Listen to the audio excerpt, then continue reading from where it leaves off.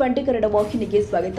ಮನುವಾದಿಗಳು ಅಕ್ರಮ ಒಕ್ಕೂಟ ರಚಿಸಿಕೊಂಡು ಸಂವಿಧಾನವನ್ನ ತಿರುಚಲು ಹೊರಟಿರುವ ಇವರು ಅಕಸ್ಮಾತ್ ಸಂವಿಧಾನಕ್ಕೆ ಕೈ ಹಾಕಿದರೆ ಭಾರತದಲ್ಲಿ ಆಗುವ ಅನಾಹುತಿಗಳಿಗೆ ಈ ಮನುವಾದಿಗಳೇ ಕಾರಣ. ಘರ್ ಜಾನ್ ಖಾನಂ ಇಂದು ದಿನಾಂಕ 18-11-2025 ಸಂವಿಧಾನ ಸಂರಕ್ಷಣಾ ಪಡೆ ರಾಯಚೂರು ಜಿಲ್ಲೆ ಸಂವಿಧಾನ ಜಾಗೃತಿ ಜಾಥಾ ಭಾರತದಲ್ಲಿ ವಾಸ ಮಾಡ್ತಾ ಇರುವ ಎಲ್ಲ ಜಾತಿ ಜನಾಂಗಗಳಿಗೆ ಸಮಾನತೆ ಹಕ್ಕು ಸಿಗಲಿ ಅಂತ ಸಂವಿಧಾನವನ್ನ ರಚಿಸಿದ ಆ ಮಹಾನ್ ವ್ಯಕ್ತಿ ಭಾರತದ ಹೆಮ್ಮೆಯ ಪುತ್ರ ಡಾಕ್ಟರ್ ಬಿ.ಆರ್. ಅಂಬೇಡ್ಕರ್ ಸಾಹೇಬ್ರವರು ಬರೆದ ಸಂವಿಧಾನ ಇಂದಿಗೂ ಭಾರತದಲ್ಲಿ ರಾರಾಜಿಸ್ತಾ ಇದೆ. ವಿದ್ಯಾ, ಆರೋಗ್ಯ, ಶಿಕ್ಷಣ ಹಾಗೂ ಅಧಿಕಾರದ ಮೂಲಕ ಘನತೆಯ ಬದುಕನ್ನ ಖಾತ್ರಿಪಡಿಸಿದ ನಮ್ಮ ಹೆಮ್ಮೆಯ ಸಂವಿಧಾನ ಉಳಿಯಬೇಕು. ಆದರೆ ಭಾರತದಲ್ಲಿ ಕೆಲವು ಮನುವಾದಿಗಳು, ಸಂವಿಧಾನದ ವಿರೋಧಿಗಳು ಇಲ್ಲಸಲ್ಲದ ನೆಪವೊಡ್ಡಿ ಜಾತಿಗಳ ಮಧ್ಯೆ ವಿಷದ ಬೀಜವನ್ನ ಬಿತ್ತುತ್ತಿದ್ದಾರೆ. ಇವರುಗಳು ಬಿತ್ತಿದ ವಿಷದ ಬೀಜವನ್ನ ಮೊಳಕೆ ಒಡೆಯದಂತೆ ಕಿತ್ತೆಸೆಯಲು ಈಗ ಸಂವಿಧಾನ ಸಂರಕ್ಷಣಾ ಪಡೆ ಹುಟ್ಟುಕೊಂಡಿದೆ. ನಿರ್ದಿಷ್ಟ ನೀತಿ ನಿಯಮಗಳ ಚೌಕಟ್ಟಿಗೆ ಒಳಪಡಿಸಿ ಜನರ ಹಕ್ಕುಗಳನ್ನು ಯಾವುದೇ ಕಾರಣಕ್ಕೂ ಕಳೆದುಕೊಳ್ಳದಂತಹ ಕಾನೂನುಗಳ ಮೂಲಕ ಖಾತ್ರಿಪಡಿಸುವ ಚಾಲನಾ ಶಕ್ತಿಯನ್ನು ಈ ನಮ್ಮ ಸಂವಿಧಾನ ಆಶಯವೇ ಸಂವಿಧಾನ ಪೀಠಿಯಾಗಿದೆ. ಈ ಮನುವಾದಿಗಳು ಭಾರತದಲ್ಲಿ ಹುಟ್ಟಿಕೊಂಡು ಇಲ್ಲಸಲ್ಲದ ಆರೋಪ ಮಾಡಿಕೊಂಡು ಭಾರತದಲ್ಲಿ ವಾಸಿಸ್ತಾ ಇರುವ ಎಲ್ಲ ಜಾತಿ ಜನಾಂಗದವರಿಗೆ ತಲೆನೋವಾಗಿದೆ. ಇವರನ್ನ ಹೀಗೆ ಬಿಟ್ರೆ ಮುಂಬರುವ ದಿನದಲ್ಲಿ ಭಾರತದಲ್ಲಿ ವಾಸಿಸುವ ನಾವುಗಳು ತುಂಬಾ ಕಷ್ಟ ಅನುಭವಿಸಬೇಕಾಗಿದೆ. ಡಾಕ್ಟರ್ ಬಾಬಾ ಸಾಹೇಬ್ ಅಂಬೇಡ್ಕರ್ ಅವರು ರಚಿಸಿದ ಸಂವಿಧಾನವನ್ನ ಪ್ರೀತಿಸುವವರು ಸಂವಿಧಾನ ಸಂರಕ್ಷಣಾ ಪಡೆ ಸೇರಿಕೊಂಡು ಈ ಮನುವಾದಿಗಳಿಂದ ಭಾರತವನ್ನ ಕಾಪಾಡೋಣ ಬನ್ನಿ ಎಂದು ವೇದಿಕೆ ಮೇಲೆ ಘರ್ ಜಾನ್ ಖಾನಂ ತಮ್ಮ ಆಕ್ರೋಶ ವ್ಯಕ್ತಪಡಿಸಿದ್ದಾರೆ. वुमेन इंडिया मूवमेंट से मनैयर तैयबा आज यहाँ संविधान बचाओ जो आंदोलन चल रहा है और जो रैली निकली थी रायचूर में, आज यहाँ उसके लिए जमा हुए हैं. आज यहाँ से हम पैगाम देना चाह रहे हैं कि हम लोग संविधान के खातिर हमेशा फ्रंट लाइन में खड़े हैं और हमेशा खड़े रहेंगे. आपने अभी एक सवाल किया था कि वाकई संविधान खतरे में है. क्यों नहीं लगता आपको? ये खुल्लम खुल्ला अपना स्टेटमेंट दे रहे हैं कि हम संविधान को ख़त्म करेंगे और हम एक नई चीज़ लाएंगे जो उनके ख्यालात के मुताबिक होगी. हम संविधान को हटाने या इसमें कोई भी 1% की भी तब्दीली लाने हरगिज़ नहीं देंगे. तब तक हमारे जान है, तब तक हमारी रगों में खून बहता रहेगा, तब तक हम इस संविधान की रक्षा करते रहेंगे. आपने बोला संविधान खतरे में नहीं है, ये लोग तो आपका साथ दे रहे हैं. नहीं, कैसे साथ दे रहे हैं? आप हिजाब पे पाबंदी लगाते हैं, आप खाने पे पाबंदी लगाते हैं, आप पहनने से आपको पहनने पे है ना पाबंदी है. ये तमाम चीज़ें जो नज़र आ रही है, इसके बाद क्या आपको नहीं लगता कि संविधान खतरे में है? नई नई तब्दीलियाँ संविधान में ला रहे हैं ये लोग. क्या आपको नहीं लगता ये संविधान खतरे में है? आप ये जान ले, जो भी ये फिस्ताई ताकतें हैं ये कहना चाह रही हैं, ये बताना चाह रही हैं कि संविधान को बदला जाएगा. ये हरगिज़ मुमकिन नहीं है, ये हरगिज़ मुमकिन नहीं है. तब तक हम जैसी औरतें जिंदा हैं तब तक ये मुमकिन नहीं है. बेशक बाप दीवारें बनाता है मगर माया खौफ बनाती है. हम ऐसे बच्चों को लाएंगे, ऐसे बच्चों की तरबियत करेंगे जो आने वाली कौम को बनाएगी, आने वाले संविधान को बचाने में साथ देगी और हम भी इसमें साथ देंगे. इंशाल्लाह ये कभी भी मुमकिन नहीं है कि संविधान को हटाया जाए, तब्दीली लाई जा सके. ನಮ್ಮ ಭಾರತ ದೇಶಕ್ಕೆ ಈ ಒಂದು ಸಂವಿಧಾನದ ಆತ್ಮ ಯಾವತ್ತಿಗೂ ಸಹಿತ ರೋಗ ರುಜಿನ ಬರಲಾರದಾಗೆ, ಅದರ ಒಂದು ಚರ್ಮ ಭಾಗಕ್ಕೂ ಸಹಿತ ಒಂದು ತುಕ್ಕು ಹಿಡಿಯಲಾರದಾಗೆ ನೋಡಿಕೊಳ್ಳುವುದು ನಮ್ಮ ನೀವೆಲ್ಲರ ಜವಾಬ್ದಾರಿ. ಯಾಕಂದ್ರೆ ಸಂವಿಧಾನ ಆರೋಗ್ಯವಾಗಿದ್ರೆ ನಾವು ನೀವೆಲ್ಲರೂ ಆರೋಗ್ಯವಾಗಿರ್ಲಿಕ್ಕೆ ಸಾಧ್ಯ.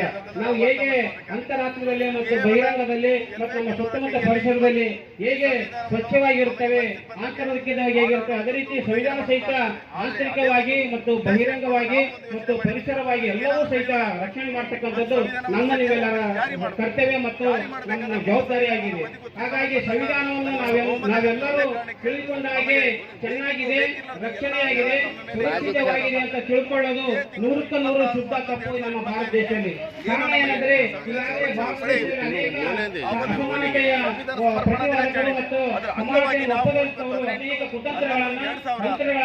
ಮಂತ್ರಗಳನ್ನ ಮಾಡಿ ಈ ಒಂದು ಸಂವಿಧಾನದ ತಂತ್ರಕ್ಕೆ ಕೈ ಕಾಲು ಮತ್ತೆ ಇರತಕ್ಕಂಥ ಎಲ್ಲರಿಗೂ ಸಹಿತ ಪೆಟ್ಟುಕೊಳ್ತಕ್ಕಂಥ ಸಂದರ್ಭ ಒದಗಿ ಬಂದಿದೆ.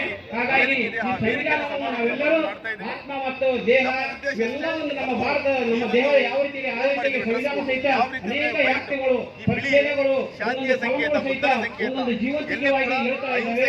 ಅವು ಶಾಶ್ವತವಾಗಿ ಐತಿಹಾಸಿಕವಾಗಿ ಅವೆಲ್ಲ ರಕ್ಷಣೆ ಮಾಡ್ತಕ್ಕಂಥ ನೀವೆಲ್ಲರ ಕರ್ತವ್ಯ ಆಚರಿಸ್ತೇವೆ. ಹೀಗಾಗಿ ನಾವು ಯಾವಾಗಲೂ ಸಂವಿಧಾನ ಪರಿಪಾಲಕರಾಗಿ ಭಾರತೀಯರಾಗಿ ನಾವು ಮೂಢನಂಬಿಕೆಯನ್ನು ಬಿಡೋಣ. ಮೊದಲು ಸ್ವತಂತ್ರವಾಗಿ ನಮ್ಮನ್ನ ಹೇಗೆ ಅರ್ಚಿಸಿದ್ದಾರೆ ಅಂದ್ರೆ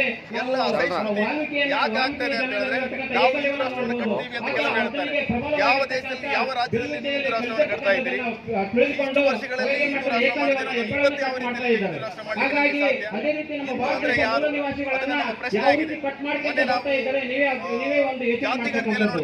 ಹಾಗಾಗಿ ನಾವು ಭಾರತೀಯರಾಗಿ ನಾವು ಭಾರತದ ಮೂಲ ನಿವಾಸಿಗಳಾಗಿ ನಾವು ಪಂಚಾಂಗವನ್ನ ಮತ್ತು ಭವಿಷ್ಯವನ್ನ ಯಾವುದೇ ರೀತಿಯಾಗಿ ಒಪ್ಪಬಾರದು. ಯಾಕೆ ಒಪ್ಪಬಾರದು ಅಂದ್ರೆ ಈ ಒಂದು ಭಾರತ ದೇಶದ ಮೂಲ ನಿವಾಸಿಗಳು ಇಲ್ಲಿರ್ತಕ್ಕಂಥ ಭವಿಷ್ಯವನ್ನ ನಿಮ್ಮ ಪರವಾಗಿ ಇಲ್ಲ. ಯಾವಾಗಲೂ ಪಂಚಾಂಗ ಇರ್ತಕ್ಕಂಥದ್ದು ಸೂರ್ಯ ಚಂದ್ರ ಬೆಳಕು ಅಥವಾ ಮಾತ್ರ ಸೀಮಿತವಾಗಿರಕ್ಕೆ ಮತ್ತು ನಮ್ಮ ಜೀವನೋಪಾಯಕ್ಕಾಗಿರ್ತಕ್ಕಂಥ ಪಂಚಾಂಗಗಳು ಹೆಸರುಗಳು ನಮ್ಮ ಪರವಾಗಿಲ್ಲ. ಅದಕ್ಕೆ ನಾವು ಪಂಚಾಂಗ ಒಪ್ಪೋದು ಬಹಳ ನಮ್ಮಲ್ಲಿರ್ತಕ್ಕಂಥ ಮೂಢನಂಬಿಕೆ ಅಂತ ಹೇಳ್ಬೋದು. ಯಾಕಂದ್ರೆ ಅನೇಕ ಇರ್ತಕ್ಕಂಥ ಮೂಢನಂಬಿಕೆಗಳಲ್ಲಿ ಭವಿಷ್ಯದಲ್ಲಿ ನಂಬಿಕೆ ಇಟ್ಟು ಯಾರು ಯಶಸ್ವಿ ಆಗಿಲ್ಲ. ಉದಾಹರಣೆ ಇದೆ, ಅಂಬೇಡ್ಕರ್ ಅವರು ನನ್ನ ಭವಿಷ್ಯ ಹೇಗಿದೆ ಅಂತ ಯಾರಲ್ಲಿ ಒಬ್ಬರಿಗೆ ಕೈ ಕೇಳಿದ್ರೆ ಕೈ ನೋಡಪ್ಪ ನನ್ನ ಭವಿಷ್ಯ ಹೇಗಿದೆ ಅಂತ ಕೇಳಿದ್ರೆ ನಮ್ಮ ಭಾರತದ ಭವಿಷ್ಯ ಹೇಗಾಗ್ತಿತ್ತು, ನಮ್ಮಲ್ಲಿ ಭವಿಷ್ಯ ಹೇಗಾಗ್ತಿತ್ತು. ಆಗ ಅವರು ತಿಳಿದವರು ಏನಂತಿದ್ರು, ಈ ಡಾಕ್ಟರ್ ಬಿ ಆರ್ ಅಂಬೇಡ್ಕರ್ ಅವರು ಬಹಳ ಪ್ರತ್ಯೇಕವಾಗಿರ್ತಾರೆ ಅಂತ ತಿಳ್ಕೊಂಡು ಅವಾಗ ಏಕಲವ್ಯ ಹೆಬ್ಬಾಳು ಮಾತ್ರ ಕಟ್ ಮಾಡಿದ್ರು. ಅವಾಗ ಈಗ ನಮ್ಮ ತೋರಿಸಿದ್ರೆ ನಮ್ಮ ಡಾಕ್ಟರ್ ಬಿ ಆರ್ ಅಂಬೇಡ್ಕರ್ ಅವರಿಗೆ 2 ಕೈಯಿಂದ ಕಟ್ ಮಾಡ್ತಾ ಇದ್ರು. ಹೌದಾಗಿ ನಾವು ಅಂತ ಒಂದು ಸಂದರ್ಭ. ಹಾಗಾಗಿ ನಾವು ಯಾವಾಗಲೂ ಭವಿಷ್ಯದ ಮುಂದೆ ನಾವು ತಲೆಬಾಗಬಾರ್ದು.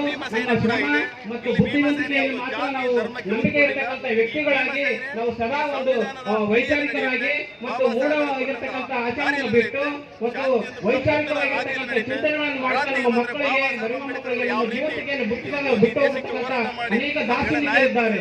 ಹಾಗಾಗಿ ನಮ್ಮ ವೈಚಾರಿಕ ಚಿಂತನೆಗಳನ್ನು ಮಾತ್ರ ನಾವು ಅನ್ವಯಿಸಬೇಕು ಹೊರತು ಕಾಲ್ಪನಿಕ ಕಥೆಗಳು ಕಾಲ್ಪನಿಕ ವ್ಯಕ್ತಿಗಳನ್ನು ಬಿಡುವುದೇ ನಮ್ಮ ಒಂದು ಆದರ್ಶಪ್ರಾಯವಾಗಿರಬೇಕು ಅಂತ ಹೇಳ್ತಾ ಇಲ್ಲ ನಾವು ಎಲ್ಲ ಬೇರೆ ಬೇರೆ ಸಮಯದಲ್ಲಿ ಬೇರೆ ಮಾತನಾಡ್ತಕ್ಕಂಥ ವಿಷಯಗಳು ಇರೋದ್ರಿಂದ ಇಲ್ಲಿಗೆ ಈ ಒಂದು ಸಂವಿಧಾನ ಮಕ್ಕಳಿಗೆ ಎಲ್ಲರಿಗೂ ತುಂಬ ಧನ್ಯವಾದ ಹೇಳ್ತಾ ನಮಗೂ ನಿಮಗೆ ಬಹಳ ಸಂತೋಷವಾಗಿದೆ. ಮುಂದೆ ಸಹಿತ ನಾವು ಸಂವಿಧಾನ ರಕ್ಷಣೆ ಮಾಡಲಿ ಎಂದು ಹಾರೈಸ್ತಾ ಎಲ್ಲರಿಗೂ ಮತ್ತೊಮ್ಮೆ ಸ್ಮರಣೆ ಮಾಡ್ತೀವಿ. ಯಾಕಂದ್ರೆ ನಮ್ಗೆ ಕಾನೂನು ಅರಿವು ಇಲ್ಲ ಅಂದ್ರೆ ಅವ್ರು ಹೇಳಿದ್ದೆ ಆಟ ಆಗ್ತದೆ.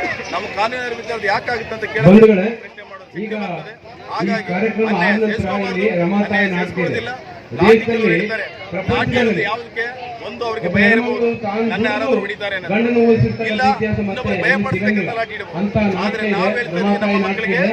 ಕಲಾವಿದರು ಲಾಠಿ ಬೇಡ, ಪೆನ್ನು ಪೆನ್ಸಿಲ್ ಕೊಡ್ತೀವಿ. ವಿದ್ಯಾಭ್ಯಾಸ ಬೇಕು ಈ ದೇಶ ಕಟ್ಟಲಿಕ್ಕೆ. ಸ್ವಾಮಿ ಯಾವ್ದು ಆಯುಧಗಳಿಂದ ದೇಶ ಕಟ್ಟಿಲ್ಲ. ಅಶೋಕ ನೆನೆಸ್ತೀವಿ ನಾವು. ಅಶೋಕ ಕಾಳಿಂಗ ಯುದ್ಧ ನಂತರ ಅವ್ರಿಗೆ ಅರಿವಾಯ್ತು ಯುದ್ಧದಲ್ಲಿ ರಕ್ತಪಾತ ಆಗ್ತದೆ ವಿನಃ, ಪ್ರಾಣಗಳ ಹಾನಿ ಆಗ್ತದೆ ವಿನಃ, ಹಿಂಸೆ ಆಗ್ತದೆ ವಿನಃ, ದೇಶವನ್ನು ಕಟ್ಟಲಿಕ್ಕೆ ಆಗೋದಿಲ್ಲ, ಜನರ ಸಂಪಾದನೆ ಮಾಡ್ಲಿಕ್ಕೆ ಆಗೋದಿಲ್ಲ ಅಂತ ಅದಕ್ಕೆ ಅವರು ಬೌದ್ಧ ಧರ್ಮ ಸೇರ್ತಾರೆ. ಹಾಗೆ ನಾವು ಕೂಡ ಯಾವುದೇ ಕಟ್ಟಿಗೆ ಇನ್ನೊಂದು ಅಸ್ತ್ರಗಳು ಇಟ್ಕೊಂಡು ನಾವು ಮಾಡೋದಿಲ್ಲ. ನಮ್ಮ ಮಕ್ಕಳಿಗೆ ನಾವು ಅದೇ ರೀತಿಯಾಗಿ ಏನು ಯುವಕರು ಓದಿದರೆ ಯುವಕರು ಅವ್ರಿಗೆ ಉದ್ಯೋಗ ಕೊಡಿ. ಅವ್ರ ಕೈಯಲ್ಲಿ ಲಾಠಿ ಕೊಡಬೇಡಿ, ಉದ್ಯೋಗ ಕೊಡಿ. ಲಾಠಿ ಕೊಟ್ಟು ಏನ್ ಕಲ್ಸ್ಬೇಕಂತಿದ್ದೀರಿ? ಸಂಸ್ಕೃತಿ ಇದೆಯಾ ಭಾರತೀಯ ಸಂಸ್ಕೃತಿ? ಲಾಠಿ ಕೊಡೋ ಸಂಸ್ಕೃತಿನ? ಆದ್ರೆ ಬಾಬಾ ಸಾಹೇಬರು ಸಂವಿಧಾನ ಬಳಸುವಂತದ್ದು ಕನಕದಾಸನ ಆಶಯ, ಟಿಪ್ಪು ಸುಲ್ತಾನ್ ಆಶಯ, ಫಾತಿಮಾ ಆಶಯ, ಜ್ಯೋತಿಬಾ ಫುಲೆ, ಸಾವಿತ್ರಿಬಾ ಫುಲೆ, ವಾಲ್ಮೀಕಿ ಎಲ್ಲರ ಆಶಯ ಇರೋದು ಒಂದೇ, ಈ ದೇಶದಲ್ಲಿ ಈ ಭೂಮಿಯಲ್ಲಿ ಸಮಾನತೆ ಇರಬೇಕು, ಶಾಂತಿ ಇರಬೇಕು ಅಂತ ಕುವೆಂಪು ಅವರು ಕೂಡ ನಮ್ಮ ಕರ್ನಾಟಕ ರಾಜ್ಯ ಶಾಂತಿಯ ತೋಟ ಅಂತ ಹೇಳಿದ್ದಾರೆ. ಇದನ್ನ ನಾವು ಪಾಲಿಸ್ಕೊಂಡು ಹೋಗ್ಬೇಕು. ಯಾರೇ ಯಾವುದೇ ರೀತಿಯಿಂದ ನಮ್ಮನ್ನು ಎದುರಿಸೋ ಪ್ರಯತ್ನ ಮಾಡಿದ್ರೆ ಅದಕ್ಕೆ ತಕ್ಕ ಉತ್ತರ ಕೊಟ್ಟಿದ್ವಿ. ಭೀಮ ಸೈನಿಕರು ಇವತ್ತು ಹೊರಗಡೆ ಬಂದಿದ್ದೀವಿ. ಕೇವಲ ಪ್ರಾರಂಭ ನಮ್ಮ ತಂಟೆ ಕೇವಲ ಪೆನ್ನ ಸ್ಟೇಡಿಯದಲ್ಲ, ನಮಗೂ ಬೇರೆ ರೀತಿಯ ಇಡುವಂಥದ್ದು ಬರುತ್ತೆ. ಅದಕ್ಕೆ ಅವಕಾಶ ಕೊಡಬಾರ್ದು, ಕೂಡ ನಾವು ಹೇಳಿಕ್ಕೆ. ದಿನಾಂಕ 18 ಸಂವಿಧಾನ ಸಂರಕ್ಷಣೆ ಸಮಿತಿ ನಮ್ಮ ರಾಯಚೂರು ನಗರ ಮತ್ತು ರಾಯಚೂರು ಜಿಲ್ಲೆ ವತಿಯಿಂದ ದೊಡ್ಡ ಒಂದು ಪ್ರತಿಭಟನೆ ಮುಖಾಂತರ ನಾವು ಕನ್ನಡ ಭವನದಿಂದ ಇಲ್ಲಿ ಅಂಬೇಡ್ಕರ್ ಹುಟ್ಟವರಿಗೆ ನಾವು ಹುಟ್ಟಿದ್ದೀವಿ. ಇಲ್ಲಿ ಬಂದು ಒಂದು ಏಮ್ಸ್ ಸೆಂಟರ್ನಲ್ಲಿ ಕುಂತು ಒಂದು ದೊಡ್ಡ ಪ್ರತಿಭಟನೆ, ಇದು ಒಂದು ಎಚ್ಚರಿಕೆ ಮೂಲಕ ಇದೇನಂತಂದರೆ ಸಂವಿಧಾನ ಉಳಿವಿಗಾಗಿ ಒಂದು ಮಾಡಿರುವಂಥದ್ದು. ಇದರಲ್ಲಿ ಯಾವುದೇ ಭೇದ ಭಾವ ಜಾತಿ ಇಲ್ಲದಂಥ ಇದು ಜನಾಂಗ ಬಂದಿರುವಂಥದ್ದು. ಯಾವುದೇ ದುಡ್ಡು ಕೊಟ್ಟು ಕರೆದುಕೊಂಡು ಬಂದಿರುವಂಥ ಜನ ಅಲ್ಲ, ಯಾವುದೇ ರಾಜಕೀಯ ಪಕ್ಷದ ಜನರ ಇದರಲ್ಲಿ ಇಲ್ಲ, ವೈಯಕ್ತಿಕ ಸೇರಿರುವಂಥ ಜನ. ಇದು ಒಂದು ಆಂದೋಲನ ಇಡೀ ರಾಜ್ಯ ಮತ್ತು ದೇಶಕ್ಕೆ ಅಗತ್ಯ ಆಗಿರುವಂಥದ್ದು. ಯಾಕಂತಂದರೆ ಇಂದು ಸಂವಿಧಾನ ಪ್ರಜಾಪ್ರಭುತ್ವ ಒಗ್ಗೋಲೆ ಆಗ್ತಾಯಿದೆ. ಇಡೀ ಬಿಹಾರ ಎಲೆಕ್ಷನ್ ತಾವೆಲ್ಲ ಕಂಡಿರ್ಬೋದು. ಈಗಾಗಲೇ ಏನಿದೆ, ಯಾವುದೇ ಬಟನ್ ಒತ್ತಿದರೆ BJP ಅವರು ಹೋಗಿ ಎಲ್ಲೋ ನಮ್ಮನ್ನು ಮತವನ್ನು ಹಾಕಿ ಅಂತೇಳಿ ಕೇಳ್ತಾ ಇಲ್ಲ. ಯಾಕೆ ಅಂತಂದರೆ ಯಾವುದೇ ಬಟನ್ ಒತ್ತಲಿ ನಮಗೇ ಬರುತ್ತೆ ಎಂಬುದವರಿಗೆ ಖಾತ್ರಿ ಆಗಿರುವಂಥದ್ದು. ನೀವು ಎಲ್ಲಿ ಆದರೆ, ನೀವು ಮನೆಗಾದರೆ ಕುಂತರೆ ನಮ್ಮದೇ, ನೀವು ಬಂದು ಒತ್ತಿದ್ರು ನಮ್ಮದೇ ಎಂಬುದವರಿಗೆ ಖಾತ್ರಿ ಆಗಿದೆ. ಅದಕ್ಕಾಗಿ ಅದು ವಿರೋಧ ಪಕ್ಷ ಇಲ್ಲಿ ವಿಫಲ ಆಗಿದೆ ಈ ಭಾರತ ದೇಶದಲ್ಲಿ. ಈಗ ಸಂವಿಧಾನ ಉಳಿವಿಗಾಗಿ ಈ ಭಾರತ ದೇಶದ ಜನತೆ, ಈ ನಮ್ಮ ರಾಜ್ಯದ ಜನತೆ ಮತ್ತು ನಮ್ಮ ರಾಯಚೂರು ನಗರದ ಜನತೆ ಎದ್ದು ಇದಕ್ಕೊಂದು ದೊಡ್ಡ ಪ್ರತಿಭಟನೆ, ಒಂದು ಆಂದೋಲನ ಮಾಡಬೇಕಂತೇಳಿ ಜನರಲ್ಲಿ ಕೂಡ ನಾನು ಕೇಳ್ಕೊತೀನಿ. ನಾನು ಸೋಷಿಯಲ್ ಡೆಮೊಕ್ರೆಟಿಕ್ ಪಾರ್ಟಿ ಆಫ್ ಇಂಡಿಯಾದ ರಾಜ್ಯ ಸಮಿತಿ ಸದಸ್ಯ. ಸರ್, ಇದು RSS ವಿರುದ್ಧನಾ? ಇದು ಈ ಸಂಚಲನ RSS ವಿರುದ್ಧ? RSS ನೋಡಿ, RSSನವರು ಅವರಿಗೆ ರಿಜಿಸ್ಟ್ರೇಷನ್ ಇಲ್ಲ. ನಮ್ಮದೇ ಆದಂಥ ಒಂದು ರಿಜಿಸ್ಟ್ರೇಷನ್ ಎಂಬುದೊಂದಿದೆ. ಏನಂತಂದರೆ ಸಂವಿಧಾನಬದ್ಧವಾಗಿ ನಾವು ಸಂವಿಧಾನ ಉಳಿವಿಗಾಗಿ ಮಾಡ್ತಿರುವಂಥದ್ದು ಇದು ಆಂದೋಲನ. ಅವರು ಮಾಡ್ತಿರೋದು ಎದಕ್ಕೆ ಎಂಬುದವ್ರ ಪ್ರಶ್ನೆ ಉತ್ತರ ಹೇಳಬೇಕಲ್ವ. RSSನವರು ಮಾಡ್ತಿರೋದು ಎದಕ್ಕೆ, ಏನಿದೆ RSSನವ್ರದ್ದು ಏಮೇನು? ನಾವು ಮಾಡ್ತಾ ಇರೋದು, ನಾವು ತೋರಿಸ್ತಾ ಇದ್ದೀವಿ ಸಂವಿಧಾನ ಪೀಠಕ್ಕಾಗಿ, ಸಂವಿಧಾನ ಉಳಿವಿಗಾಗಿ ಅಂತೇಳಿ ನಾವೆಲ್ಲ ಬಹಿರಂಗ ಹೇಳ್ತಾ ಇದ್ದೀವಿ. ಅವ್ರು ಎದಕ್ಕೆ ಅಂತ ಹೇಳ್ಬೋದಲ್ಲ. ಹಿಂದೂ ಸಮುದಾಯ ಅಪದಲ್ಲಿದೆ ಸಂವಿಧಾನದ ಬಗ್ಗೆ ಜಾಸ್ತಿ ಜನಸಾಮಾನ್ಯ ಇಲ್ಲರಿ, ತಾವು ಅಲ್ಲಿ ಓದ್ ತಗೊಳ್ಳೋ ಹೊತ್ತಿನಲ್ಲಿ ಸಂವಿಧಾನ ಪೀಠದಲ್ಲಿ ಓದ್ ತಗೊಳ್ಳುವಂಥದ್ದು, ಮತ್ತೆ ಸಂವಿಧಾನ ವಿರೋಧವಾಗಿ ನೀವು ಯಾವ ಥರ ಏನು ಹೇಳ್ತೀರಿ ಅಂತೇಳಿ. ತಾವು ಎಲೆಕ್ಟೆಡ್ ಆಗಿ, ಒಂದು ಚುನಾಯಿತರಾಗಿ, ತಾವು ಸಾಂಸದರಾಗಿ, ರಾಜ್ಯ ಸಮಿತಿ ಸದಸ್ಯರಾಗಿ, ಇಲ್ಲಿ ವಿಧಾನ ಪರಿಷತ್ ಸದಸ್ಯರಾಗಿ, ನಮ್ಮ MLAಗಳಾಗಿ ತಾವು ಇಲ್ಲಿ ಹೋಗ್ತೀರಿ. ತಾವು ಓದ್ ತಗೊಳ್ಳೋದು ಹೇಗೆ, ಏನು ಅಂತೇಳಿ ಓದ್ ತಗೋತೀವಿ? ಸಾರ್ವಭೌಮ ಅಂತೇಳಿ ತಾವು ಓದ್ ತಗೊಳ್ಳೋದಲ್ವಾ? ಮತ್ತು ನಿಮಗೆ ಇಲ್ಲಿ ಜಾಗನೇ ಇಲ್ಲ. ಇಲ್ಲಿ ಇದು ನಮ್ಮ ದೊಡ್ಡ ಗುಣಗಳು, ಇದು ಡೆಮೋಕ್ರಸಿದ ನಾವು ಹೇಳ್ತೀವಿ. ನಿಮ್ಮನ್ನು ಒಂದು ಭಿಕ್ಷೆ ಅಂತೇಳಿ RSSನವರಿಗೆ ಒಂದು ಭಿಕ್ಷೆ. ಅವ್ರು ಏನಂತಂದರೆ ಇಲ್ಲಿ ದೇಶ ಕೆಡಿಸೋದಕ್ಕೆ, ದೇಶದಲ್ಲಿ ಏನೋ ಉಡಾಳತನ. ಲಾಠಿ ಬಗ್ಗೆ ಏನು ಅಭಿಪ್ರಾಯ ಇದೆ ಸರ್ ನಿಮ್ಮದು? ಅವ್ರು ಲಾಠಿ ಬಗ್ಗೆ ತಗೊಂಡು RSS ಲಾಠಿ ಈ ದೇಶದಲ್ಲಿ ಇಡುವಂಥ ಹಕ್ಕು ಯಾರಿಗಿಲ್ಲ, ನಮ್ಮ ಸಂವಿಧಾನದಲ್ಲಿ ಇಲ್ಲ. ನಮ್ಮ ಸಂವಿಧಾನಬದ್ಧವಾಗಿ ಸಂವಿಧಾನದಲ್ಲಿ ಪೆನ್ನು ಮತ್ತು ಪೇಪರ್ ನಮ್ಮನ್ನು ಕೊಟ್ಟಿರುವಂಥದ್ದು ನಮ್ಮ ಬಾಬಾ ಸಾಹೇಬ್ ಅಂಬೇಡ್ಕರ್ ನಮ್ಮನ್ನು ಕೊಟ್ಟಿರುವಂಥದ್ದೇನು, ನಾವು ಮಾಡಬೇಕಾಗಿರುವಂಥದ್ದೇನು, ಅದು ಜನರಲ್ಲಿ ಬರಬೇಕಾಗಿದೆ. ಲಾಠಿ, ಬಂದೂಕು, ಪಿಸ್ತೂಲು, ನಿಕ್ಕರು ಹಾಕ್ಕೊಂಡ್ರೆ ನಾವು ಡೆಮೋಕ್ರಸಿ ಬೆಳೆಸ್ಕೊಳ್ಳೋಕ್ಕಾಗಲ್ಲ. ಪ್ರಜಾಪ್ರಭುತ್ವ ನೀವು ಉಳಿಸ್ಬೇಕಾದ್ರೆ ನೀವು ಬನ್ನಿ, ಪೆನ್ ತಗೊಳ್ಳಿ, ಮಕ್ಕಳ ಕೈಯಲ್ಲಿ ಪಾಠಿಗೆ ಪುಸ್ತಕ ಕೊಡಿ, ಪೆನ್ನು ಕೊಡಿ, ಅವಾಗ ನಮ್ಮ ಭಾರತ ದೇಶ ಉಳಿಯೋಕ್ಕೆ ಸಾಧ್ಯ. ಇಲ್ಲ ಅದರಲ್ಲಿ ಭಾಳ ಕಷ್ಟ ಆಗುತ್ತೆ ಅಂತೇಳಿ ನಾವು ಹೇಳ್ತೀವಿ. SK Ghani Saheb, TV20 Kannada, Raichur. ಕನ್ನಡಿಗರ ಮೆಚ್ಚಿನ ನಿಮ್ಮ TV20 ಕನ್ನಡ ವಾಹಿನಿ ಇದೀಗ ಟಿವಿಯಲ್ಲಿ ಲಭ್ಯ.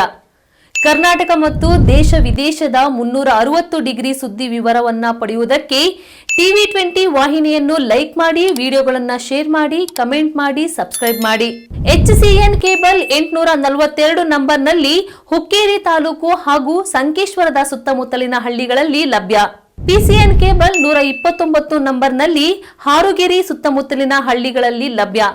ರಾಯಬಾಗ್ ಡಿಜಿಟಲ್ ಚಾನೆಲ್ ಕೇಬಲ್ 80ನೇ ನಂಬರ್ನಲ್ಲಿ ರಾಯಬಾಗ ತಾಲೂಕಿನ ಸುತ್ತಮುತ್ತಲಿನ ಹಳ್ಳಿಗಳಲ್ಲಿ ಲಭ್ಯ. UDCN ಕೇಬಲ್ ನೆಟ್ವರ್ಕ್ ಉಗಾರ ಸುತ್ತಮುತ್ತಲಿನ ಹಳ್ಳಿಗಳಲ್ಲಿ ನಿಮ್ಮ TV20 ಕನ್ನಡ ವಾಹಿನಿಯೂ ಲಭ್ಯ.